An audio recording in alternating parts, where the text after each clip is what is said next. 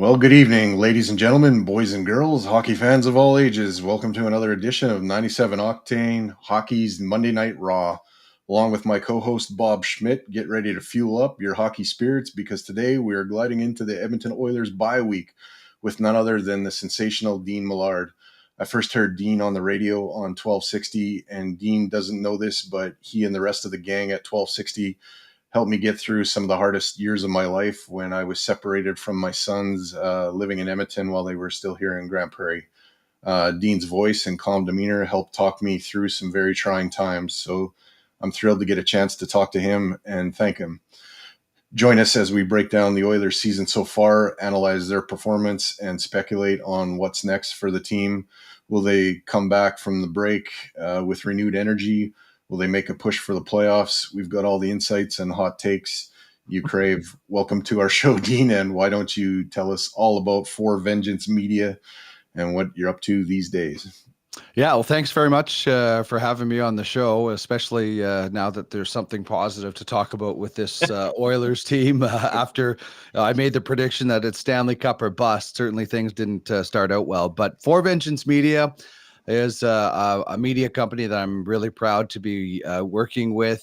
We are under the umbrella of Silent Ice, which is the sports group that owns the Seattle Thunderbirds, the Spruce Grove Saints in the AJHL, the Hockey Super League, of which there's a hub club up in Grand Prairie, the Junior Prospects Hockey League, which is really starting to click, and many other things. And we are the sole producer of the JPHL games, all of it on Silent Ice TV. We produce the Spruce Grove Saints and a whole lot of other stuff. So it's quite fun to be part of a production company, as a part of a media organization.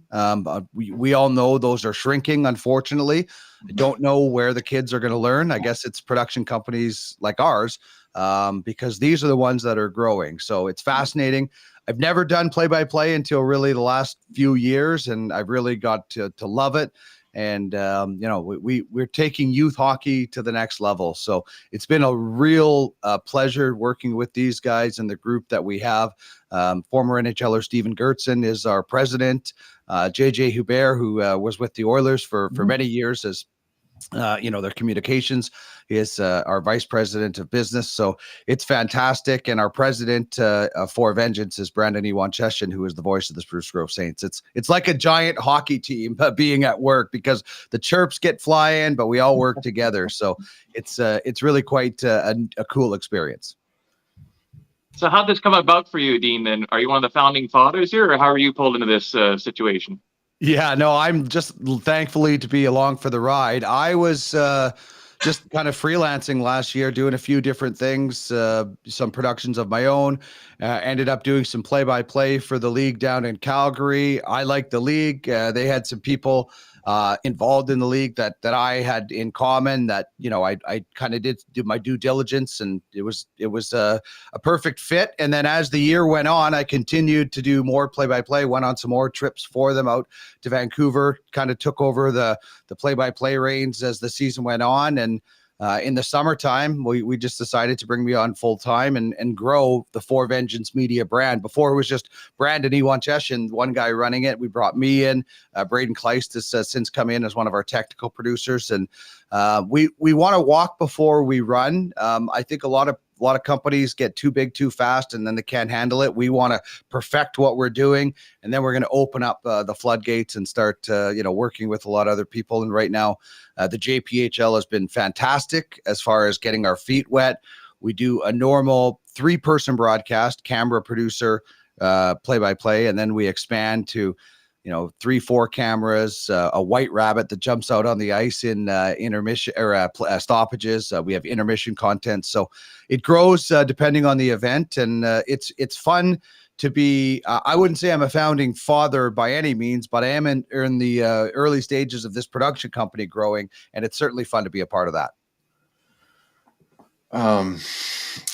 So you are in my neck of the woods. You said on Wednesday here. So I won't probably be able to listen to you, but maybe I can buy you a beer and have a chat in person too. What are your thoughts so far on this roller coaster ride we call an Edmonton Oilers hockey season? The perfect description for it right now. It's things are obviously looking up.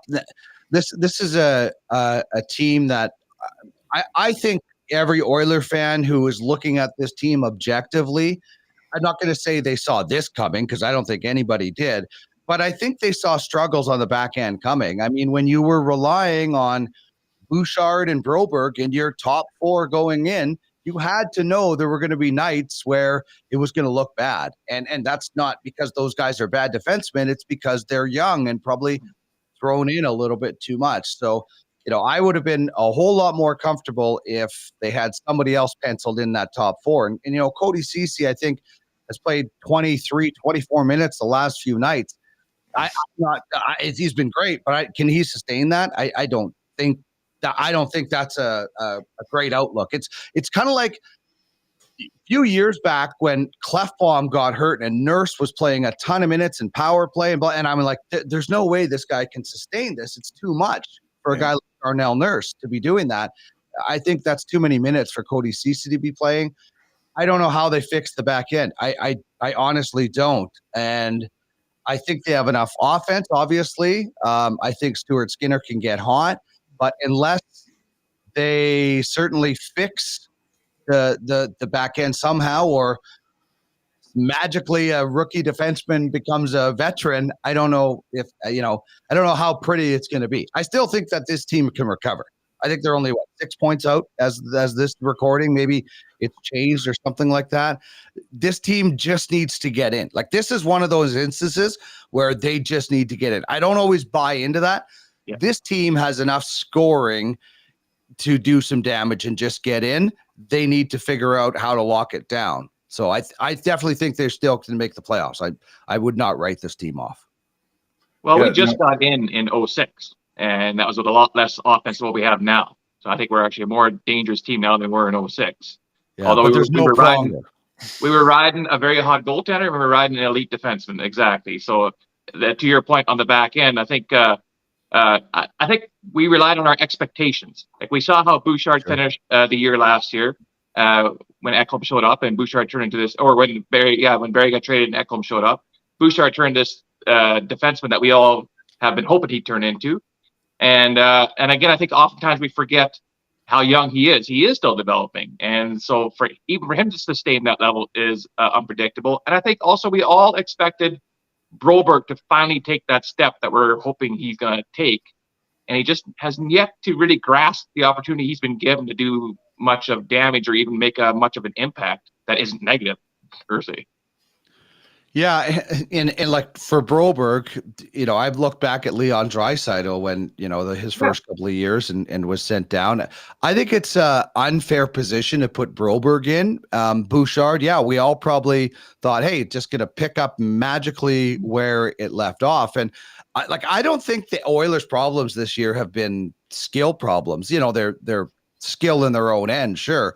I think a lot of it's been effort, and they got down, and we've all seen the highlights on different spots and social media of the back checking. It's easy to cherry pick. I just think they've shown it in the last 4 games. They know what they're doing. I mean, where was this defensive minded play? I can't imagine the coaching message is that different.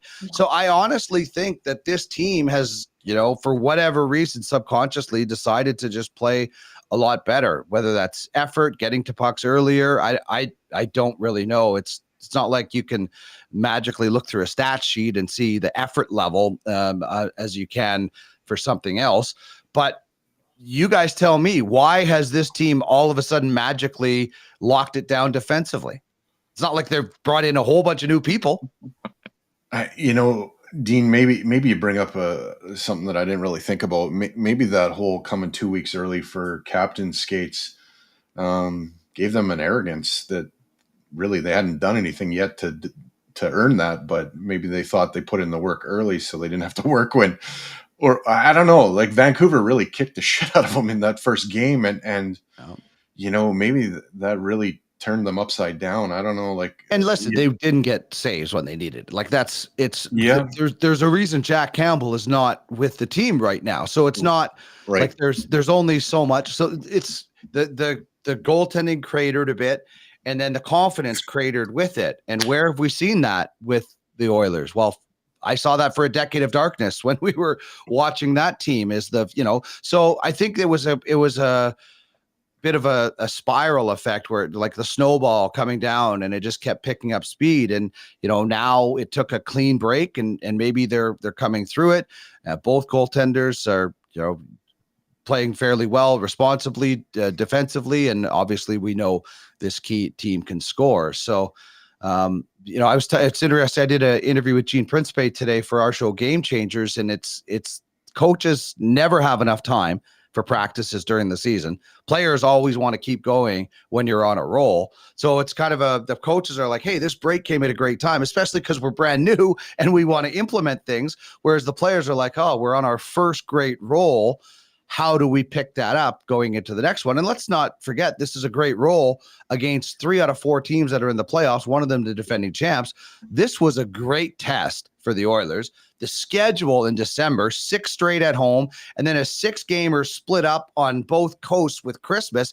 That's a benefit to this team. I mean, a playoff spot is sitting in front of them still. They can grasp it if they get hot, and they have to keep that momentum. But the schedule in December, I think, is a benefit, and it's favorable for them. Yeah, I think you bring up a good point about the break for the coaches. It's a good time for it now because, as you mentioned earlier, that the coaching change hasn't really done much per se. That the coach hasn't had a chance to really work with the team, put his stamp on. One of the key factors I've just kind of noticed is that he is giving guys definite roles. Like you don't see McDavid and Draisaitl killing penalties as much. Like you see more of the bottom 6 guys doing that, taking more ownership on that, and that spreads the ice down a bit more. That's about the only biggest change I've actually seen right now that Novak's kind of implemented. He's given the penalty kill over to Mark Stewart, who's doing a kick-ass job with it so far. So now let's see what this team looks like now that he's had it 6 days here to work with his boys, and see if we see any more kind of tweaks that Novak's.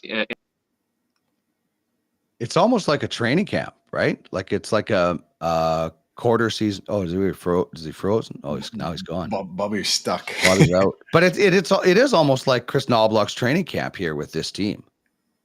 Yeah, he hasn't had a chance to really implement anything. So it's yet. like a November, December Knobloch training camp. Kind of worked out a little bit. So, but now that they're on a roll, does he really want to implement a whole bunch and confuse them? Yeah, and like it's you're not reinventing the wheel, you're reshaping the wheel and things like that. So I don't know. You don't want to tamper with too much. You just want to shave a few edges off here and improve a few things. But you're not throwing a grenade in there and bringing in the swarm or anything like that. So yes, Dallas. So, Jack Campbell was sent down to the farm a few weeks back, had a few rough starts, and then I think 3 good games. And then last night. A couple of shaky goals, but I think he ended up stopping 33 out of 36 shots. You think, Elliot Friedman's talking that they're going to recall him relatively shortly here. Do you think he needs a little bit more time there to see where he's really at? Or do you bring him up and put him in and just have another look at him? Or what would you do if you were running the show? Well, I think with a lot of goalies, I'd be like, hey, let's get him back up as soon as possible, give him a taste. And down there, Jack Campbell, you could probably leave him down there for another week. Like you saw, listen, most guys after, signing a fairly big contract, getting sent down, would just want to go and hide. This guy is on social media talking to young goaltenders and this and that. It's amazing. It's like, this is what you want to root for. And I think, Mike, it was your post the other day about people rooting for this guy to fail or something like that. And that's embarrassing. Like that would be embarrassing. But I know there's people out there like that. Trust me, I did a post-game show for this team for a long time, and there are awful people out there that just want to root for people to fail. They have something awful that's gone on in their life to make them think that way for some reason. But this is a guy in Jack Campbell who could have hid away, and he's doing all this great stuff. So, you could leave Jack Campbell down there and let him get a few more games, and I think he'd be okay. I would just get it over with. It's either going to work or it's not. Like, there's not like it's like, you pull your goalie in game one, and then you put in the other guy, or you start the other guy in game two. It's hard to go back in game three after you started the guys in 1 and 2. You only can do this once with Jack Campbell, right? You could send him down, you call him back up. If it's terrible again, you're probably sending him down for the rest of the season. Although burying 3.9 or whatever it is in the minors is not fun. You're trying to get rid of him, right? So I would do it now. He's gone down there. He's played a little bit. He's got the feeling of winning, and he had some very good outings, along with some tough ones. But get it over with. I know Pickard hasn't been bad and awful to that point, but get it over with. See what he can do. Bring him back up. And at this point, how much are you wanting Jack Campbell to shoulder anyway? 1 game a week, maybe? I mean, I would hope that Jack Campbell, it was, not a wake-up call, but like a motivator to come up and say, okay, I can play 1 game a week.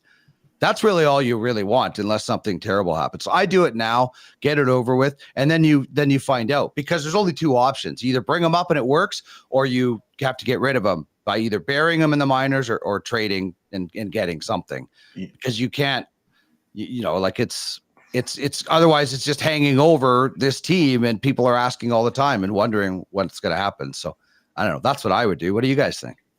I'm kind of with you. I think give him another look, because sacrificing a first to get rid of him, if you can avoid that, I think that's, maybe revisit it in the summer. But if he can come up and he can tread water, I mean, how many starts has Calvin Pickard had? Like, right.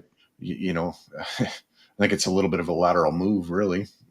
Yeah, I think, sacrificing a first-round pick to get rid of that contract is like that. I would have to think that would be along the lines of one of the last moves that this GM would be allowed to make. You're giving away a first-round pick to get rid of the problem that you created in theory, because he signed the person. Yeah. Ken Holland not his fault. He's poorly, but he is the guy who brought him in.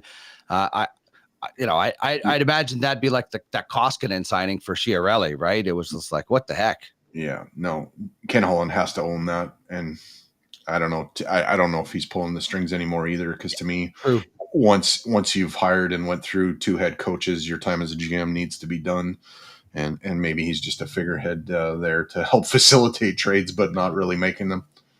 Maybe using the relationships he has. I mean, the guy does have a history with pretty much every GM in the league. Not that Jeff Jackson doesn't, but it's on a different level. Yeah, and he has the respect too of everybody else in the league. And the problem with the Jack Campbell thing, that's overshadowing everything else that Ken Holland has done for the team. Like, that's the one big black mark that nobody can look past. I do believe the team is better since Holland was our GM. We've got more in from the players he's brought in than we have lost from the players that have left or traded away. I think we're better in the back end. Our depth at forward was better there. Like even those small picks, like when we picked up Costin and Bukestad for that stretch drive and the playoff run, are underrated picks that made us a better team at that time. Yeah, I think so. I would agree. I mean, listen, if you look at the list of GMs, you talk about going back to 2006 when Kevin Lowe was the GM.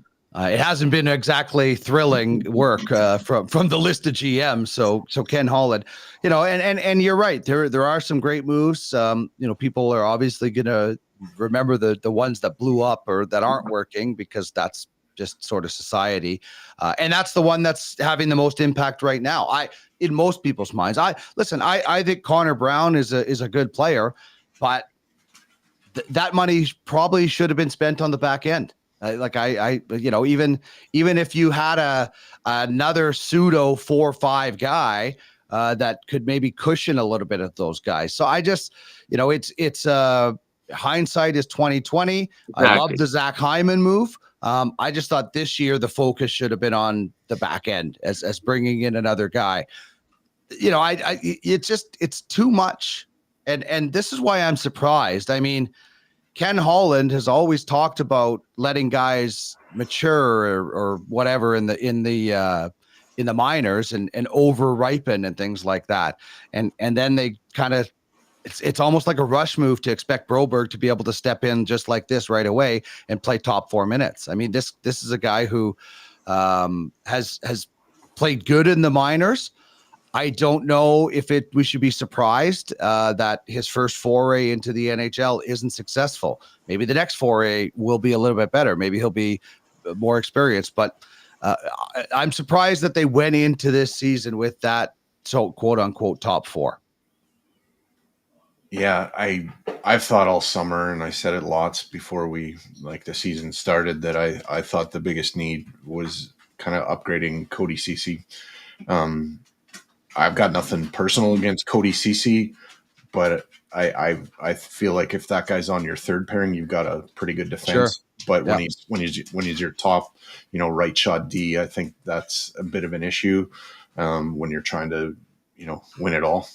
Yeah, and listen, I think Matthias Ekholm is awesome. I've long been an Ekholm fan since he was the most underrated defenseman, not just in Nashville, but when in the NHL. I mean, I remember when Nashville signed him to like 4.4, I'm like, holy mackerel, this guy is so good in his own end. And I'm not going to say he's Nick Lidstrom like, but he is so calm in his own end as far as making those plays. And he's got a pretty tough streak. I just watching him with those Nashville teams, and you're like, wow, there's Weber, there's Suter, there's Josi, there's you go down the list, and he just never got the credit he deserved.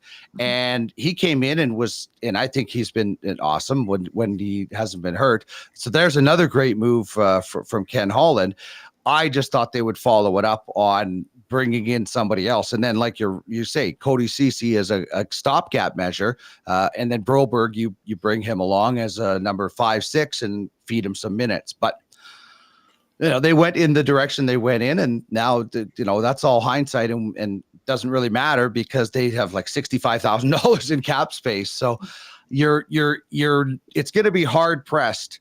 And if you do go out and get defensive help, as you said before, you're paying a premium to get rid of a contract to bring that in. I mean, if it costs a first-round pick to get rid of Campbell, how much would it ever cost to get rid of that Darnell Nurse contract? I mean, you're looking at these. You start looking at how do we get rid of these contracts? Well, the price to get rid of them, it's becomes over the top and not worth it after a while, right? And then you're stuck again. So it's a tough place when you have some contracts that are, cap killers.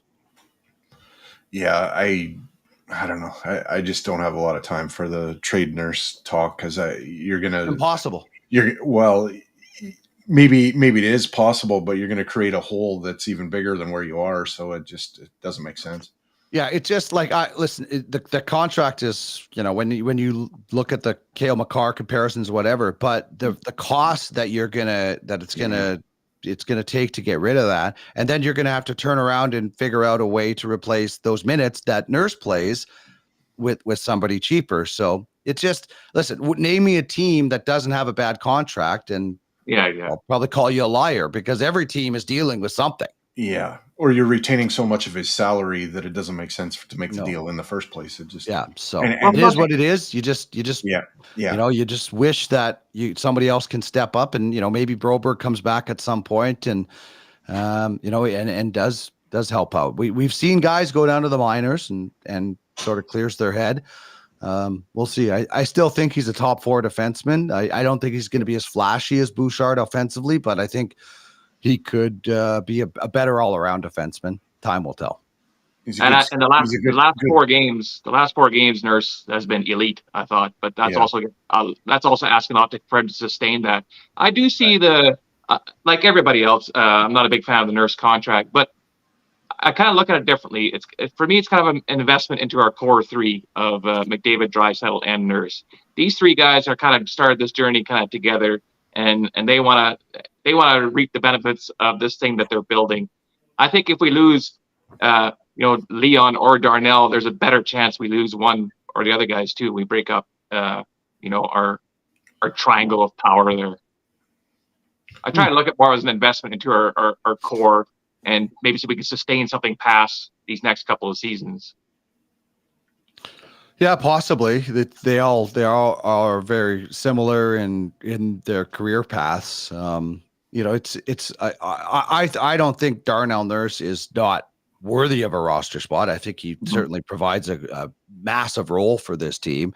But like I said, every team has that, and you're like, there's, I only bring it up to compare it to, even like if Jack Campbell is this, what would this be? And neither of it is worth it. It's not worth it.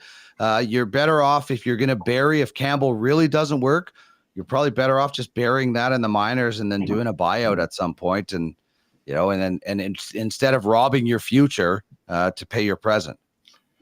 Yeah, that brings up the question, like, if you believe in this team, like rock solid for this year, if you're kind of on the fence, then making a move like that doesn't make a lot of sense. If you fully believe they've got what it takes, and just, getting Skinner a competent backup is going to be enough, then, sell the farm for that one Stanley Cup. I think you do that. But if you're kind of fence sitting on that, and let's face it, they dug a pretty big hole to start this year.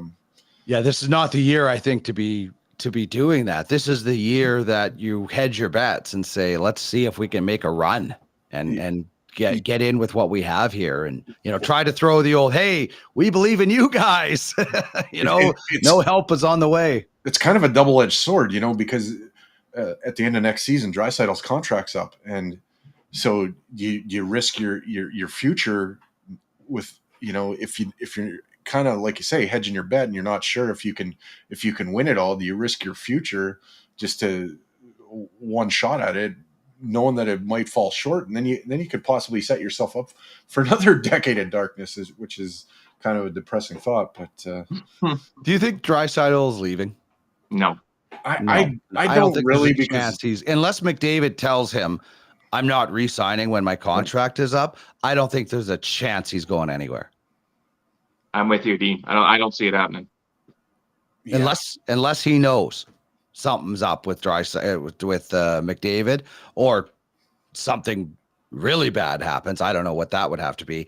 I don't think he's going anywhere. I mean, Leon Draisaitl, to me, and I don't know him at all personally, I only know from the interactions I had with him, does not strike me as the guy that needs to go to another team and be the face of that team and the attention, blah, blah, blah, blah.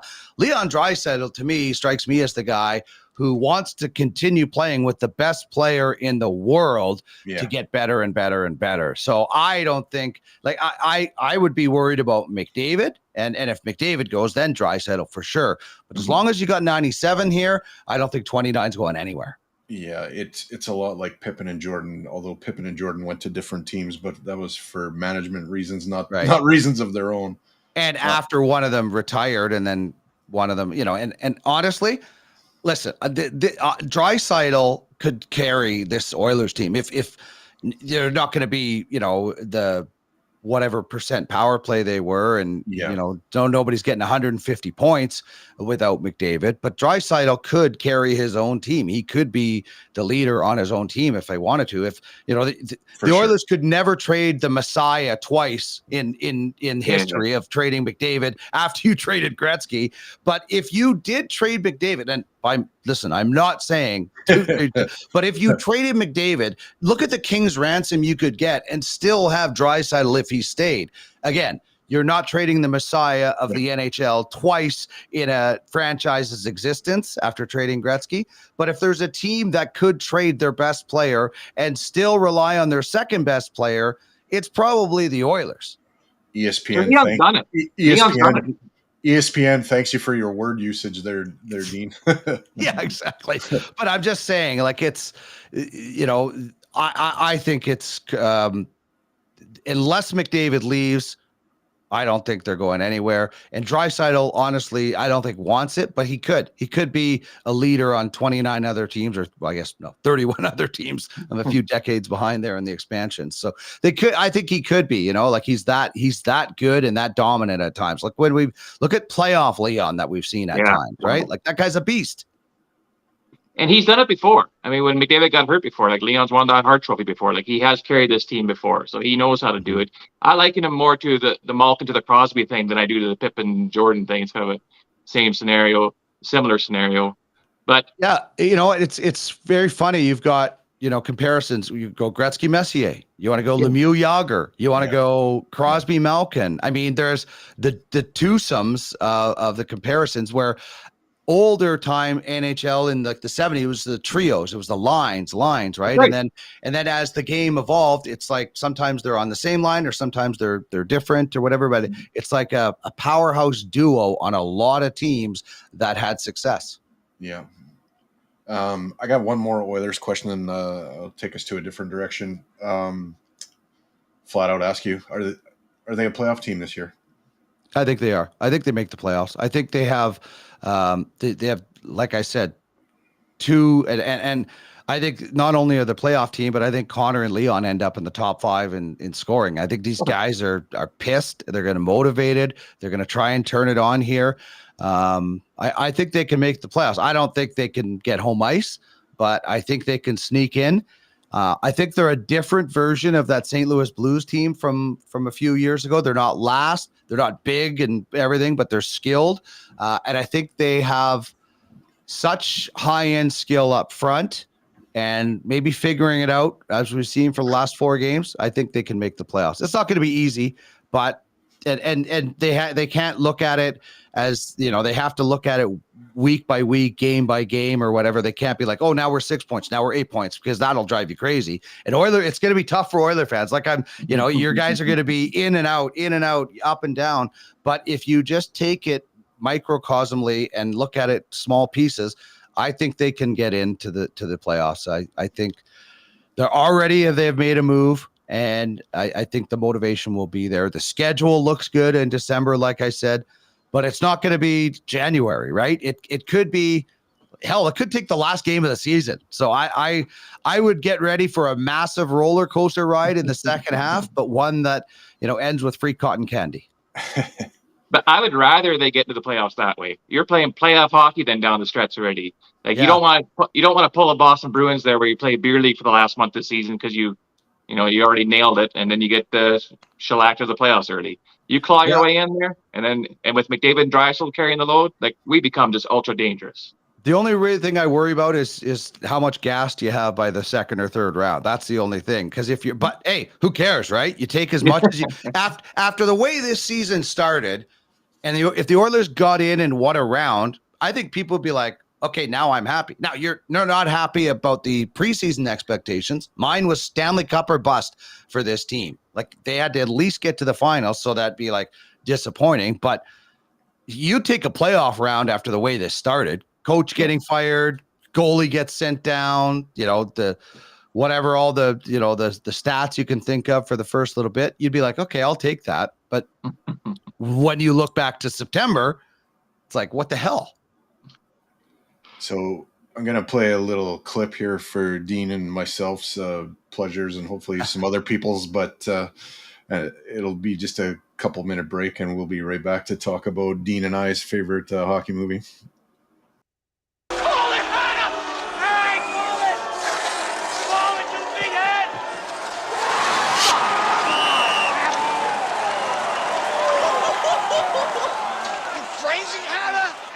Seconds left in goddamn game. Is that a call? Attaboy, Hannah! Attaboy! You're beautiful! What do you call it, Hannah? Penalty shot! I love you, Hannah! Penalty shot for what? Penalty shot, Hamilton! Open your goddamn eyes, Hannah! He tripped over his own legs! He was in the clear and you pulled him down from behind! He took a dive!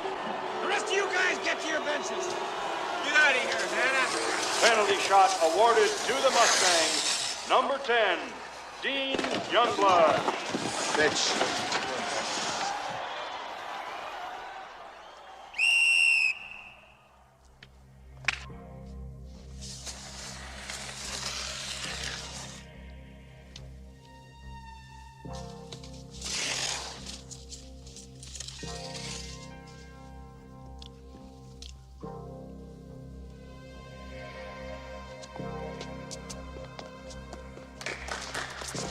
All yours.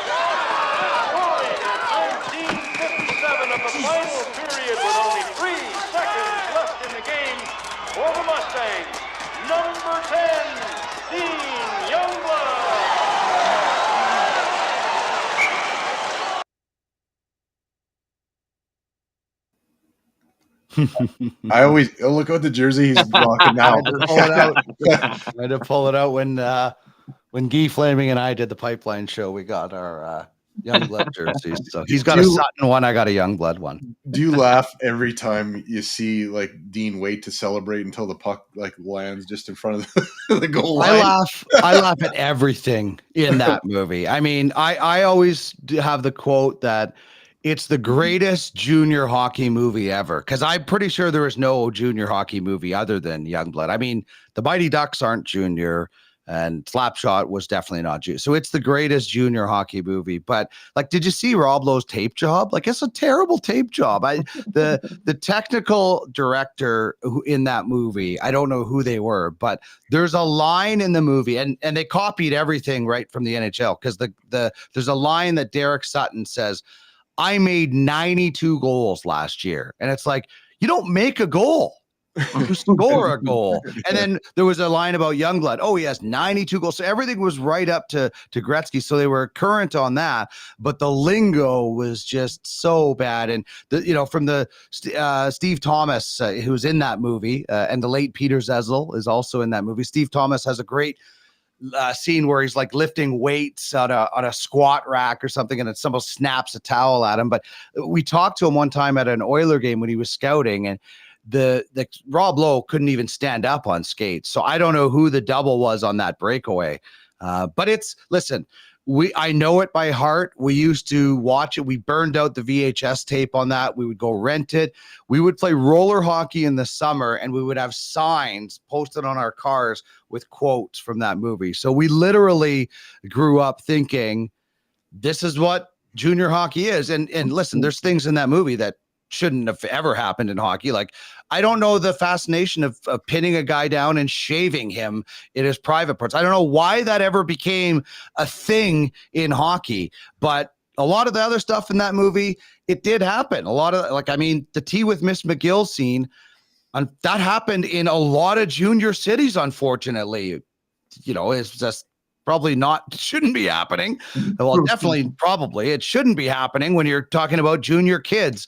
And so there's a lot of stuff in that movie that thankfully is not in the game anymore. And a lot of that stuff that probably never was. But anytime we ever see a bad call in any game we're watching, it's always Hannah that makes the call as the referee. Like, oh, Hannah, you want some glasses? Oh, a blue line. Like, I literally have the entire movie stored up here. Favorite line?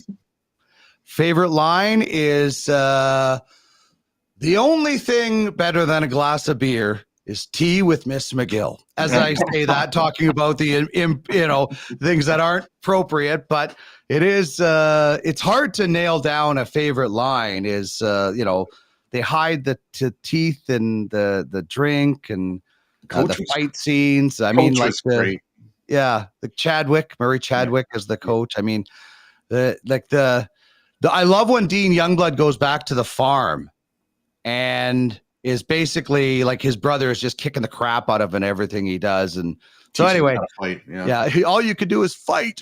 So anyway, it's a classic movie. And I still do love it, even though how cheesy and kind of terrible and how bad the acting can be. And like, she bought me a book and it's like the porno book or something. And the wrong way to go, Youngblood. Like, this is what I don't understand. They're in the memorial and they're playing games like in the afternoon. Like, the girl, Jessie, is the coach's daughter, is listening to a game during school. Why are you playing a Memorial Cup game at like 2 p.m. on a Thursday? On a weekday, yeah. Not to mention a cameo by Eric Nestorenko, right? Yeah, that's right. Eric Nestorenko as the father. Like, there is the guy who plays Carl Racky, George Finn. Look up his hockey DB. It's pretty interesting. So it's a legendary movie, and like I said, I've always thought a great sequel would be, the late Patrick Swayze's son, let's say, or grandson. So Derek Sutton's grandson is trying to make the Mustangs, who are now coached by Rob Lowe. And they, that's the sequel I want to see. And I tweet at Rob Lowe all the time, but he never answers me back. Did you ever try a shootout move? Well, no, I was the goalie, so I would have been Keanu Reeves. Whoa. But I did have a friend who, on a penalty shot, tried to kick it up and missed, and that's the end of his penalty shot. So we gave it to him all the time because he thought, I'm going to do the Youngblood, which we all probably wanted to do, but none of us had the courage to do. He tried to do it on a penalty shot, and that didn't work out so well. I watched a clip of Rob Lowe on actually Joe Rogan's podcast, and he says that it's funny they found a French Canadian goalie who could play the role of a French Canadian goalie in Keanu Reeves. Yeah, I will say in my younger days, we did try to recreate the tequila scene in Youngblood, where basically the veterans are throwing it behind their back and they get Dean Youngblood just ripped. So we decided we were going to do that, and I don't need to tell you how badly that ended up for us as youngsters, but that's how impressionable we were. We thought, all right, well, they did the tequila scene, so we will too. And it didn't work out as well. But like, I mean, the hockey scenes in that movie, they're doing in the playoffs, they're doing like body checking drills. You imagine, Chris Knobloch and in between games 2 and 3, okay, Leon Connor, who wants it? Throwing the puck into the corner and doing battle drills. So there's a lot of stuff in that movie that makes me laugh. But there's a lot of stuff that it makes me smile because I remember, me and my buddies, we could recite the entire movie. We literally probably could. It's the nostalgia at that point, right? It is. Yes. I like the throwback mask for the old Gary Bromley mask on the goalie there. That was awesome. We got I've got a mini Cheevers one around here somewhere, but it doesn't fit in. But yeah, I'm in the midst of kind of remodeling this, so this is about as good as I can get it right now. That stick is signed by Draisaitl. Like I think I got that stick about 5 or 6. I think it was in his second season, and it's kind of the only Oilers sort of autograph thing I ever had, and I won it in an auction. And at the time, I thought, wow, this stick is going to have a lot of assists in it. And turns out, man, the guy's a scoring machine. So, who knows? I want to thank you, Dean, for gracing us with your presence tonight and having a great show with us. I think that goalie that Diener scores, that shootout fun move on, I think his mask is elite. I think that's like the best mask I've ever seen. It's a Gary Bromley. It's a Gary Bromley throwback, right? That's got the snake or something like that on it. It's like skull and crossbones. Yeah, that's right. Yeah. Just Google Gary Bromley. He had that mask in the NHL. Me and Bob will continue on for another 10 minutes or so, and then when we're done, Dean, I've got another Youngblood video that'll end the show tonight, kind of as a special. It's a song from Jefferson Starship that you have a real hard time actually finding unless you Google Youngblood on YouTube to find it. But some old 80s nostalgia to end it tonight. Cool. Once again, thanks, Dean, and I'll try to catch up with you on Wednesday while you're here. Thanks a lot, guys. It was a lot of fun to be on and chat about the upswing of the Oilers. To quote former Oiler head coach, it's arrow up, as Tom Rennie would say right now. So enjoy the rest of the show, and hopefully we'll do this in the spring when we're talking about playoffs. Sounds good, Dean. Yeah, we'd love to have you back. Perfect. Have a good night. Guys. Have a good night. Take care. So, Mr. Dean Millard, Duck Millard on Twitter, if you want to give him a follow. It's funny because I haven't heard his voice on the radio in so long that as soon as he started talking, like, it kind of just comes back to you, eh? Like, oh yeah, there's that voice. The chat's been great tonight. I haven't really highlighted much just because just wanted to get through Dean, but Name says it's amazing that Youngblood learned how to fight in a matter of days. Racky didn't see it coming. I like how Youngblood was like announced a scratch, and then all of a sudden he wasn't. When it comes to the actual hockey stuff, it's actually one of the worst movies out there for the actual hockey footage. But it's just you get away with it back then because Hollywood was doing no hockey movies. So this is like, if it introduced people to hockey, you know what? It probably did its trick. But they've definitely made better hockey movies since. It felt more like Junior though than really anything. And the thing that I'll say is, I hate the ending of Slapshot. Like, I hate the guy that comes out and takes his clothes off and whatever. to me, that ruined Slapshot for me. Oh no! And Slapshot's hilarious. I love it and it's funny. But when I was little, you're watching Youngblood and it felt real. Like, I think they catered to, and it's sad because now you'd never get away with it. But I think they catered to like 8 and 10-year-old, young kids. Well, 12, 13-year-olds for sure. Yeah. The whole Miss McGill part and stuff, we probably shouldn't have been too on the up and up, but it's funny you're little and you kind of gloss over that. I don't know. I'm going to guess that your favorite hockey movie is Slapshot though. Actually, it's one of my favorites, but just because of how iconic it is. But like my favorite one is actually probably an unpopular opinion, but I'm a big fan of Goon, the first Goon. I really am. Really? I really am. I just think the characters are so well in that one. Like I'm a fan of movies and hockey, and just the acting in that one. I just like how each hockey character is a classic character that kind of every team has. I found myself relating just a lot to that dressing room atmosphere kind of thing. Yeah, Goon sort of grew on me though, because the first time I watched it, I fucking hated it. Like I couldn't stand it. And then I gave it another chance, and then the sequel came out and kind of got into that a little bit, and yeah. I also enjoyed like Mystery Alaska. I enjoyed that one. I think the best hockey movie though, unfortunately, is that the American one there with that Miracle. I mean, that's got the best like hockey footage, most realistic hockey scenes in there. It's very well choreographed and very well done.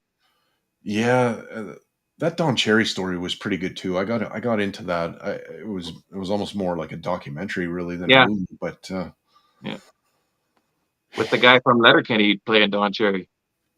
Yeah, and maybe that's what sprung part of his cutting edge. Cutting Edge, I enjoyed. That's a good spoof kind of movie. I didn't mind that. Yeah. Back in the day, you remember like Megan Follows and yeah, actually, I just watched it not that long ago, probably last winter. I saw they were showing it on an old TV channel. Yeah, I do remember that. She's a goalie, right? She's a goalie now. It's very 80s. Oh my goodness! Yeah, but the hockey scenes in that weren't bad for the time.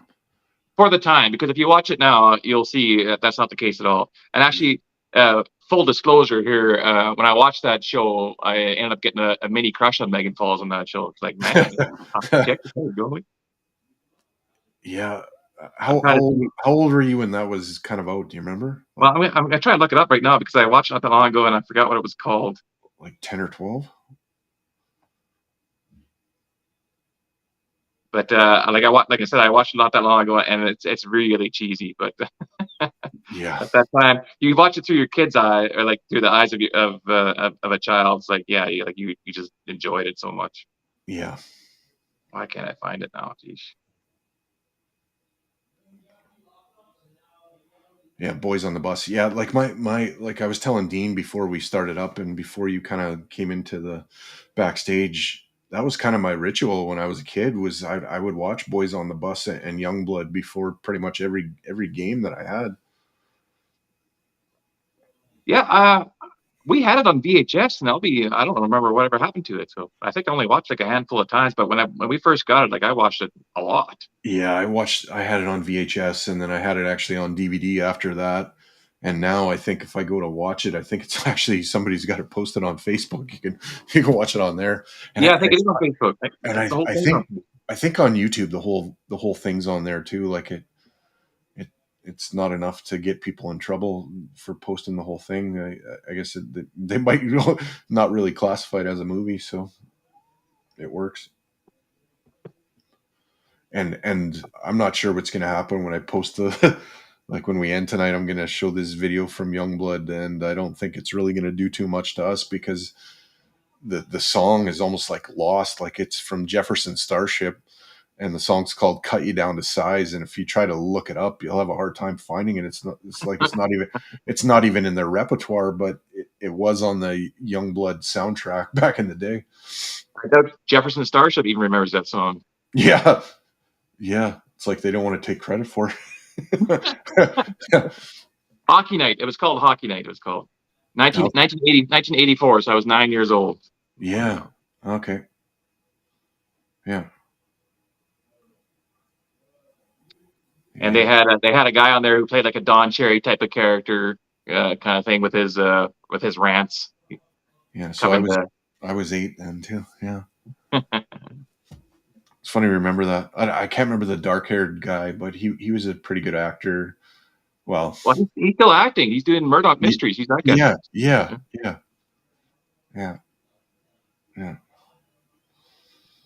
Ice Guardians. Yeah, Ice Guardians is a good call, Neil. Yeah. Oh, Ice Guardians is a great documentary. Yeah, that's fantastic.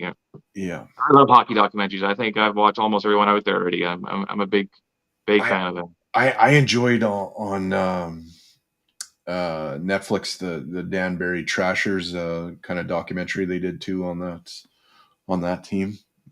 Rick, Mike Rupp, I Rick think. Moranis. Rick Moranis is in Hockey Night too. Really? He plays the head coach. Yeah. Yeah, I forgot about that. Yeah. So Carolina coming up. What is it? Wednesday or Thursday? Wednesday. Wednesday. Yeah. So first game back. That's going to be a big ask, I guess, having a week off and then coming out to face them. And really, I guess it was in Carolina in that third period where they kind of started to turn their season around. So interesting to see how they follow that up with a home game against the Hurricanes. So Eric Friesen posted on Twitter there through Heavy Hockey Network. There, he posted the next 12 games, and he was kind of checking to see what guys were thinking we might do for a run in these next 12 games. Yeah, our predictions. And looking at the teams we play against, I don't remember past game 10 because I had it down as a 10-game segment. I could see us, winning, 8 games in this next 12 game road or this next 12 game stretch here.